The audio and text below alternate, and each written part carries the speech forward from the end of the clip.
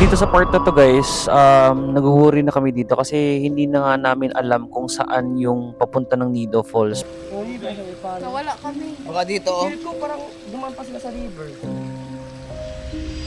What's up guys? It's your boy Verly again and samahan nyo kami sa another trail or adventure papuntang Campana to Nido Falls. Tamang marketing lang muna post dito sa ating mga equipment, hiking essentials, sports glasses, the mask, the jacket, may kalo pa yun mamaya guys. Kaya guys, kung gusto nyo ng ganitong equipment, nasa link ang comment section.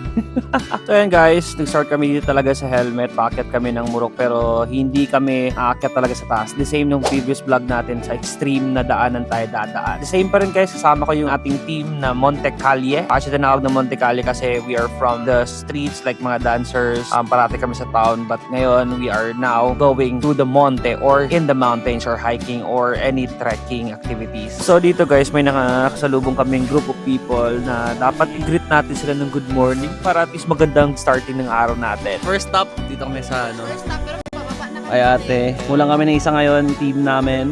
Uy, parang solid ka, solid. Ay guys, after namin kumain, nag-relax at kumain ng itlog ni ate. Uy, parang iba yan. And hinahanap namin yung previous natin na guide, yung aso sa previous vlog natin, kaso busy daw siya ngayon. And guys, so dito, tamang relax muna kami dahil alam naman natin kung pagod tayo, wag natin pilitin kasi delikado yung daan eh. Kaya tamang chill muna dito guys, okay? Nga pala guys, sa trekking na to or sa hike na to is hindi kami nagmamadali. Kaya kung makikita nyo, tamang enjoy lang kami dito, dahan-dahan lang kami dahil alam namin medyo malayo pa kami. Dito sa portion na to guys, medyo naririnig nyo ng hingal natin, medyo malalim na, kaya stop muna tayo dito, mag-relax. Third stop! Wala ba kayo na-observe guys? Ang bilis namin ngayong umakyat dito sa extreme part na to dahil alam na namin yung mismong daanan and may mga equipments na I believe or mga hiking shoes na ginagamit yung ating mga kasamahan dito. That's why mabilis na yung ating pag-akyat.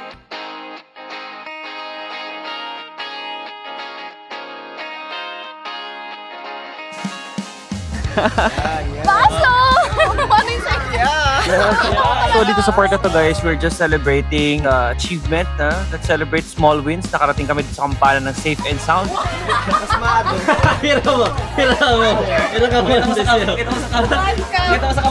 Guys, nag-point 5 kami. Ganda?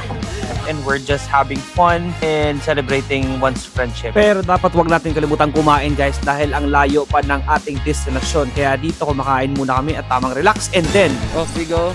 Ano kami sa ano guys? eto na guys, we're going now to Nido Falls. Actually guys, ang first talaga namin na pupuntahan sana is the Dragon's Back pero medyo mainit na kaya nag Nido Falls na lang kami guys. Diba pag nag-live sila, hindi na pinapakita yung mukha nila par. So yung portion na to guys, makikita nyo may daan naman dyan and madali lang siyang sundan dahil yung mga previous na mga nag-hike dito is ginawa nila na ng daanan and also the locals here. So alam natin na madali lang ano. So dito na portion guys, may bahay dyan at makikita nyo dyan kayo lalabas papuntang Barangay Lumayang. Ayan, nasa Lumbangan to Lumayang Road na tayo and eto na ang ating starting. Kami sa Lumayang, lumabas kami sa Lumayang from Campana area. Okay, see you. Bye-bye. So dito sa part na to guys, nakikita nyo masyadong tirik na yung araw kaya important na meron kayong kalo or jacket to protect you from the heat of sun. So yan guys, nakarating na tayo dito sa Barangay Lumayang at binatay tayo ng isa sa mga barangay officials ng Thank you. Pinati tayo ni ma'am. sa daan na to guys, meron kayong makikita na pa right and pa left and pa forward. So from Barangay Hall, dapat mag left kayo para diretso ito papuntang Nido Falls, Dragon's Back and also Brea Resort. I believe yun diretso pataas. Oh, sino ba? Light on. Ang cute ni Light on. Light on yan. Hello, Light. Light. Okay ka lang?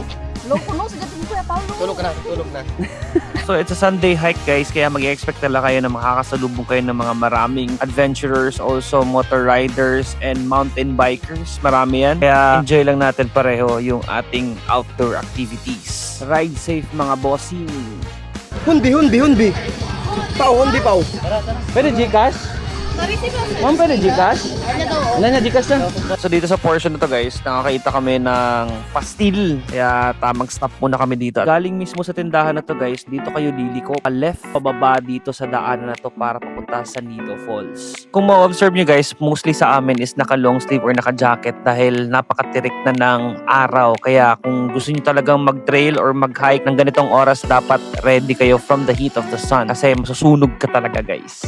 Buenas. Dito sa portion na to guys, nagsimula na kami magtanong sa mga locals kung saan yung daan na papuntang Nido Falls. Buenas. Ano? Pwede pregunta, ma'am? Ay guys, sabi ni ate dito daw sa right side, bababa kami. Kaya maraming salamat ate at napakabait naman ng mga locals talaga dito at tinutulungan nila tayo ma-locate saan yung daanan papuntang Nido Falls. Grabe yung daanan pala dito. Par, kaya par? Dito guys, hindi namin in-expect na ganito yung daanan papuntang Nido Falls kasi first time namin.